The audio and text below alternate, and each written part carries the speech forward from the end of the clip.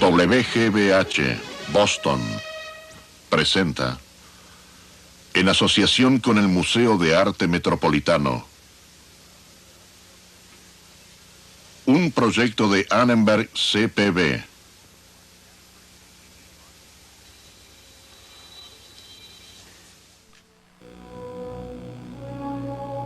Un desierto fértil, tumbas gigantes, una religión dedicada a la inmortalidad y el gobernante que aseguraba que el sol se elevara todos los días. ¿Por qué esta civilización perduró mucho más que cualquier otra, unos extraordinarios 3000 años?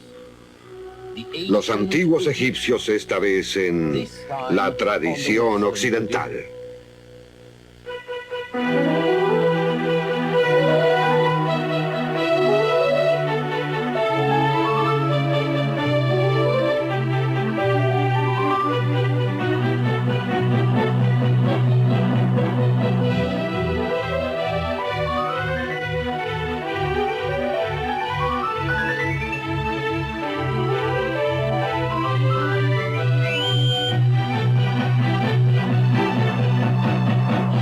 La tradición de Occidente. Y ahora el profesor Eugene Weber de la Universidad de Los Ángeles en su viaje a través de la historia de la civilización occidental. La tradición occidental comienza realmente en el este, por donde se asoma el sol, de donde surge la primera civilización que daría vida a la nuestra, en donde encontramos la media luna fértil, que algunos libros describen como la cuna de la civilización, y la que, como pueden ver, es una porción bastante pequeña de Asia y África que se extiende desde la Mesopotamia y Siria hasta Egipto. Pero difícilmente se pueda describir la importancia de este pequeño trozo de tierra. Muchas de las cosas que hoy damos por sentadas tienen sus raíces aquí, hace miles de años, desde el dinero en nuestros bolsillos hasta nuestra actitud hacia la inmortalidad. Es una paradoja, pero gran parte de la media luna fértil es árida. Hace unos 5000 años, los primeros asentamientos urbanos permanentes se encontraban solo junto al río o sobre algún afluente que no se secaba durante el verano. Por el otro lado, los 3 ríos principales, el Tigris, el Éufrates y el Nilo, desbordaban con frecuencia, transformando a los valles en pantanos. Con que la agricultura dependía del control de las aguas y de la irrigación. Primero hacía falta drenar la tierra, luego mantenerla regada. Pero si se lograba hacerlo, el suelo era tremendamente rico y ofrecía cosechas regulares, no solo una, sino varias veces al año. La tierra prometía mucho, pero también imponía condiciones especiales sobre la gente que la trabajaba. Los antiguos egipcios representaban al Nilo con frecuencia, así como también su relación con él, en pinturas sobre las paredes, como por ejemplo esta. Cavar canales de irrigación y evitar su derrumbe son tareas sociales más importantes que el construir muros para proteger las aldeas. Y mientras más críticas son estas tareas sociales, mejor organizada debe estar la sociedad para llevarlas a cabo. Aquí vemos a los hombres midiendo un terreno para sembrar. El control del agua en la media luna fértil también ofrecía a la sociedad una gran autoridad. Aquellas personas que no se ajustaran a las reglas podían ser privadas del agua. En un clima templado como el de Europa, en donde generalmente el agua abunda, tal exclusión no es trágica, pero en una zona árida se puede morir sin ella. Esto también ayuda a explicar el grado de organización alcanzado por las comunidades de esta región.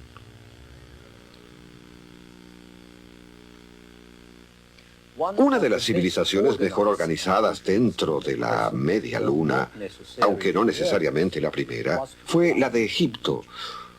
Un lugar que podría describir como un oasis en el desierto. Esta relativa soledad le dio a Egipto más unidad que cualquiera de sus vecinos y ayudó a los antiguos egipcios a que fuesen seguros, estables, complacientes y muy diferentes de nosotros. Nosotros somos dinámicos, progresistas, curiosos, interesados en el cambio, en la novedad, en el progreso. Los egipcios eran relativamente pasivos, no pensaban mucho en el progreso, estaban más interesados en la estabilidad, regularidad, repetición, conservación. Esto hizo que su cultura sobreviviese intacta unos extraordinarios 3000 años. Para los antiguos egipcios, así como también para muchos otros pueblos, la geografía significaba destino. Solamente el Nilo daba vida al desierto que lo rodeaba, como pueden ver en esta escena de pescadores. Hace unos 10.000 años, la población nativa de lo que se conoció como el Valle Pantanoso del Nilo cambia de la caza y la pesca hacia la agricultura. Planearon cómo drenar algunos de los pantanos durante miles de años, cómo transformarlos en tierras fértiles, cómo dominar las aguas del río. El Nilo significó la fuente de vida para los egipcios y también les provocó la necesidad de un esfuerzo cooperativo, de una forma de vida organizada. Esto dio como resultado un número de desarrollos cruciales 3000 años antes de Cristo. Cartas astronómicas y un calendario para poder rastrear las regularidades de las estaciones para las cosechas, así como también la escritura para registrar toda esta información. Los egipcios usaban una especie de escritura pictórica llamada jeroglífica.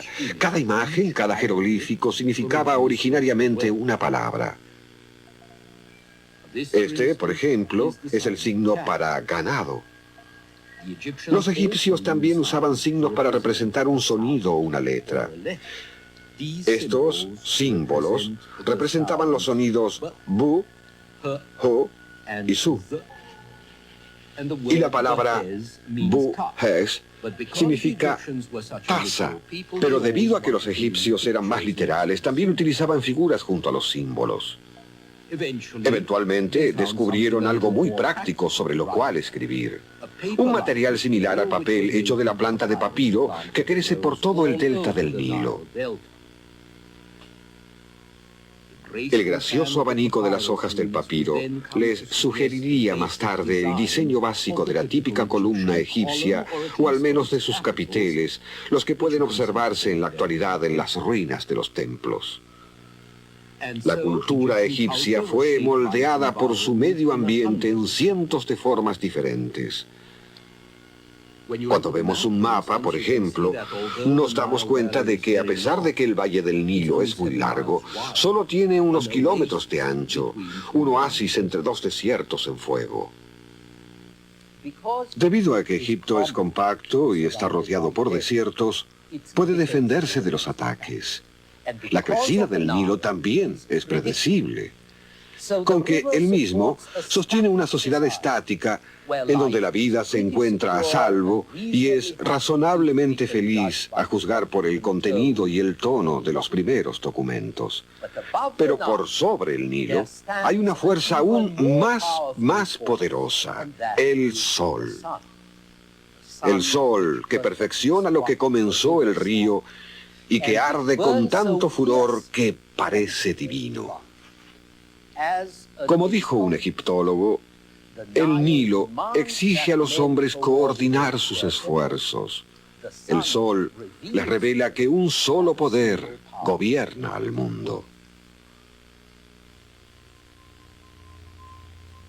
Esta simbiosis entre Sol y río-valle, se reproduce en los dos dioses más importantes de Egipto, Ra y Osiris. Ra es el sol y el creador de los mismos dioses, el creador de la vida y del orden, tanto humano como divino. Osiris es la tierra, el dios del agua fertilizante y de la vegetación. También, como se muestra aquí, es el dios de la muerte y de la resurrección.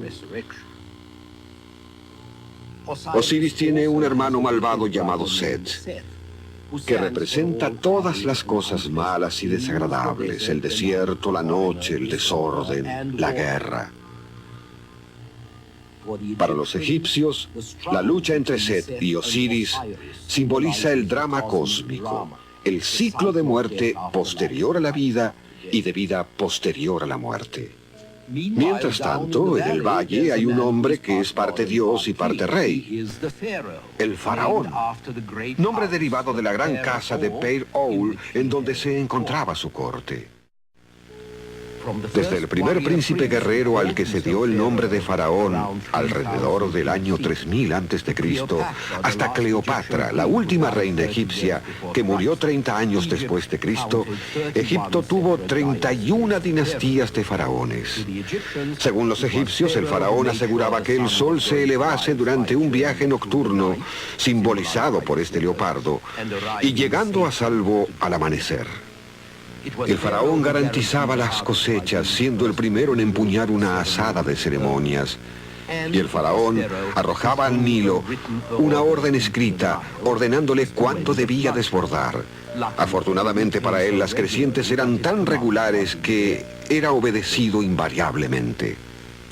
Si el faraón era un dios, también era el Estado. Era dueño de todas las pertenencias de su pueblo y hasta era dueño de la propia gente. Todos los oficiales actuaban en su nombre, realizaban sus oficios sujetos a su divino placer. La ley no estaba codificada, se basaba en la costumbre, y lo que valía era simplemente la palabra del rey. Su interpretación personal de la voluntad y de la justicia divinas. No se podían codificar estas decisiones porque todas dependían del momento en particular y de las circunstancias. Además, una vez escrita, la ley adquiría autoridad impersonal por sí misma, una autoridad que podía competir con la autoridad del ser divino, cuya única voluntad y decisión podía ser la ley. Solo el faraón expresaba la verdad esencial, la justicia, el bien, la fuerza cósmica de la armonía y el orden al que los egipcios llamaban Mahat. Aquí podemos ver el juicio final de un hombre muerto cuyo corazón es pesado contra la pluma de la diosa de la verdad y del bien. El poder del faraón era tan absoluto que no solo controlaba las leyes de la vida sobre la tierra, sino que también tenía acceso a la eternidad. Solo él podía estar seguro de una vida más allá de la muerte. Las únicas otras personas que podían tener la esperanza de una vida eterna eran su familia y aquellos que los servían de por vida. Las pirámides indicaban cuán importantes eran los preparativos del funeral del faraón. Construyeron tumbas cada vez más monumentales. La primera pirámide fue construida en el Sahara durante la tercera dinastía y puede muy bien ser el primer ejemplo de arquitectura de piedra en la historia. Junto a ella aún se puede ver la tumba más pequeña de un noble. Eventualmente, si se pensaba que un noble podía ser enterrado junto a la tumba real, y si había tallado o pintado sus títulos en su propia tumba, explicando cómo había servido al faraón en el pasado y cómo podría servirlo en la vida futura, podría tener la oportunidad de ser llevado con él. Aún mejor, claro, era colocar la efigie dentro de la tumba real como la de este alto oficial de la reina Hatshepsut, que hizo tallar su retrato detrás de las puertas de su templo para poder entrar junto con ella a la eternidad.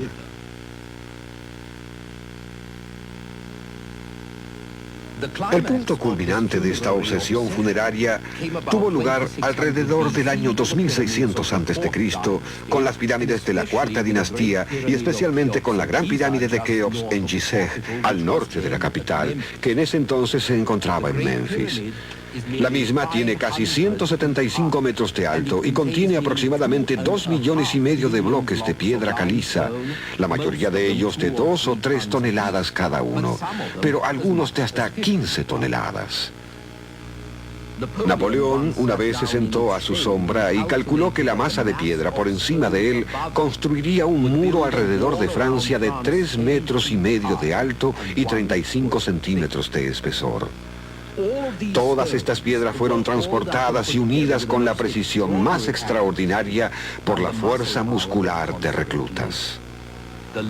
Los trabajadores eran concentrados en campamentos durante los meses de verano, cuando el río cubría los campos y cuando la superficie inundada ofrecía un tránsito conveniente de las piedras desde las canteras sobre un banco del río hasta las pirámides sobre el otro. La cercana esfinge también es monumental, 84 metros de largo por 23 de alto. Pero, al menos, no tuvieron que transportar las piedras. Fue tallada de una roca que casualmente estaba allí. Los monumentos egipcios más imitables, sin embargo, fueron los obeliscos. Pilares ahusados, cada uno tallado de un único bloque de granito entre 24 y 35 metros de alto. En la actualidad se los puede ver en las capitales de Europa. Y, por supuesto, en Washington, donde el que se construyó es 5 veces más grande. Al igual que las pirámides, los obeliscos representan y simbolizan el cono brillante de los rayos del sol y también las aspiraciones del hombre para ganar la inmortalidad, una unidad con los dioses. Pero el esfuerzo involucrado en la construcción de estos monumentos no pudo mantenerse durante mucho tiempo. El drenaje de la mano de obra y de los recursos fue demasiado. Entre los años 2500 y 2300 a.C., los reyes de las dinastías quinta y sexta construyeron pirámides mucho más pequeñas, y esta disminución de tamaño era paralela a la merma en la divinidad del rey y a la aparición concomitante de los sacerdotes y nobles. La cultura egipcia floreció brillantemente durante este tiempo. Las expediciones comerciales llegaron hasta el Líbano en busca de cedro, hasta Creta por el aceite de oliva y hacia el desierto por las minas de cobre. Toda la nación progresó económica e intelectualmente durante las primeras 4 dinastías. Al principio todo esto redundó en un acrecentamiento del poder y la gloria del faraón, pero a medida que el Estado se volvía más poderoso y efectivo, el faraón debía tener un número mayor de sirvientes. El gobierno era más elaborado, aumentaban los cargos. Los oficiales que se enviaban lejos de la capital se valían cada vez más por sus propios medios. Se suponía que debían ejercer la voluntad del rey, pero en realidad actuaban por sí mismos.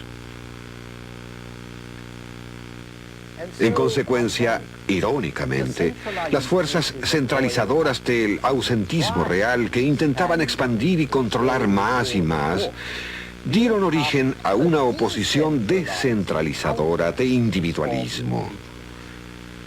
Cuando los oficiales reales lograban cumplir exitosamente alguna orden del faraón, se les otorgaba tierras hereditarias y tal vez aún derechos hereditarios a los cargos que mantenían. Y a medida que aumentaban la riqueza y posición, menos dependientes eran del faraón en esta vida y en la otra. Mientras tanto, las grandes fundaciones fúnebres alrededor de las tumbas reales eran dotadas con tierras para mantener rezando a los sacerdotes y felices a los reyes muertos. Estas grandes ciudades de muertos no solo estaban usando recursos importantes mientras eran construidas, sino que seguían consumiendo los productos de la tierra aún luego de haber sido terminadas y sus constructores enterrados. Una parte tan grande de Egipto estaba ocupada por templos y tumbas que el número y la riqueza de los sacerdotes aumentaba dramáticamente. Al mismo tiempo, los faraones se desprendían de gran parte de sus tierras, que eran la fuente de su propia riqueza. A medida que disminuía la fortuna y el poder de los faraones, había más descentralización tanto política como mágica. En el año 2600 a.C., durante la cuarta dinastía, Y luego, durante la quinta, las tumbas de los nobles se habían agrupado alrededor de los reyes. Hacia el 2300 a.C. y durante la sexta dinastía, muchos nobles como este construían sus tumbas en sus propias casas. Ellos, junto con los sacerdotes y los altos oficiales del gobierno, confiaban en que tenían una buena oportunidad de lograr una vida eterna por sí mismos. No debían molestar al faraón y no debían molestarse por el faraón. No solo construían para lograr eternidad, sino que también interpretaban al Mahad, la justicia y la verdad que una vez fueron administradas solamente por el faraón. Y así la sexta dinastía concluye en el año 2200 a.C. y junto con ella el período conocido como el Reinado Viejo. Durante los 2 siglos siguientes, la descentralización causada por el fracaso de los reyes de Egipto da lugar a la fragmentación y a la anarquía, con nobles y príncipes riñendo por la supremacía. El llamado Reinado Medio comienza cuando una nueva dinastía de faraones restaura el orden, pero también tiene una debilidad estructural. La palabra del faraón ya no es más la ley. Esta última comienza a ser escrita y el faraón solo es aceptado si es poderoso y astuto. Con el aumento de la independencia de los nobles, el que la familia real perdiese poder era solo cuestión de tiempo. Llegamos a otro periodo de guerra, desunión y desorden entre los años 1700 y 1500 a.C. Pero esta vez, extranjeros del noreste se acercan con pueblos guerreros mucho mejor armados que los egipcios, con sus caballos, carros y arcos más fuertes. Ellos son los Hyksos, los reyes pastores de Asia. Egipto ya no era más un oasis, sino un campo de batalla. Por vez primera, parte de su territorio es conquistado por extranjeros. El profundo sentido de seguridad ante un ataque que había sido la piedra fundamental del sistema egipcio se veía así fracturado. Cuando finalmente expulsaron al extranjero en el siglo XVI a.C., llega una sucesión de grandes faraones guerreros cuyos esfuerzos heroicos pueden verse en muchos grabados.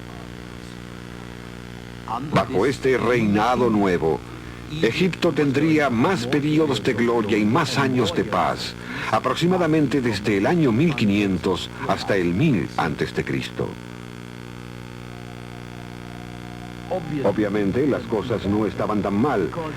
De este periodo sobreviven algunas pinturas realmente encantadoras de personas cantando y comiendo. Y en una de las escenas de banquetes, un arpista ciego canta una canción que, como todas las cosas buenas de Egipto, es una canción muy antigua, pero que se siguió cantando durante mucho tiempo. Así es como termina. Pasa un buen día, disfruta de los perfumes más dulces, adorna el cuello y los brazos de tu esposa con flores de loto y mantén siempre tu amor una vez logrado. Nunca detengas la música ni la danza, aleja todas las preocupaciones. No pienses más que en el placer, porque pronto llegará tu turno de viajar a la tierra del silencio. Esto era muy bello, pero los egipcios nunca olvidaron la humillación causada por los hicsos y se volvieron nerviosos e inseguros. El reinado nuevo enfrentó otras invasiones y la poderosa clase de soldados profesionales y administradores gobernó el país junto con los omnipresentes sacerdotes. Para este entonces, el poder divino de los reyes era solo la fachada de una jerarquía rígida y formal y una burocracia basada no tanto en la tradición y costumbre, sino en las normas y leyes, no tanto en el Mahad, sino en la disciplina formal y devoción. Lamentablemente para el reinado nuevo, los egipcios preferían disfrutar de la vida en lugar de luchar. El servicio militar siempre fue poco popular, el armamento generalmente relegado. En consecuencia, cada vez que chocaban contra ejércitos fuertes, generalmente perdían, que es lo que ocurre en el año 1000 a.C. Finalmente, Egipto es conquistado por Alejandro el Grande en el año 330 a.C. y es gobernado por los Ptolomeos, descendientes de uno de los generales de Alejandro. Hasta que la última dinastía llega a un desenlace poco glorioso con el suicidio de Cleopatra y la colonización por parte de Roma. Pero lo más fascinante es que en todo este tiempo la imagen del faraón se mantuvo igual. Así el ideal egipcio, el estilo convencional y los modelos establecidos hacía ya 3000 años. Perduraron durante mucho más tiempo que cualquier otra cosa en el mundo occidental. Aún así, mientras que la forma persistía, la sustancia cambiaba. La seguridad y serenidad relativas de los egipcios se habían quebrado. La canción del arpista seguía cantándose, pero sus palabras ya no significaban nada, o al menos se referían a una edad dorada muy antigua y lejana. En nuestro próximo programa volveremos a la media luna fértil para examinar a los mesopotámicos, que son tan parecidos a nosotros como diferentes los egipcios. Hasta entonces.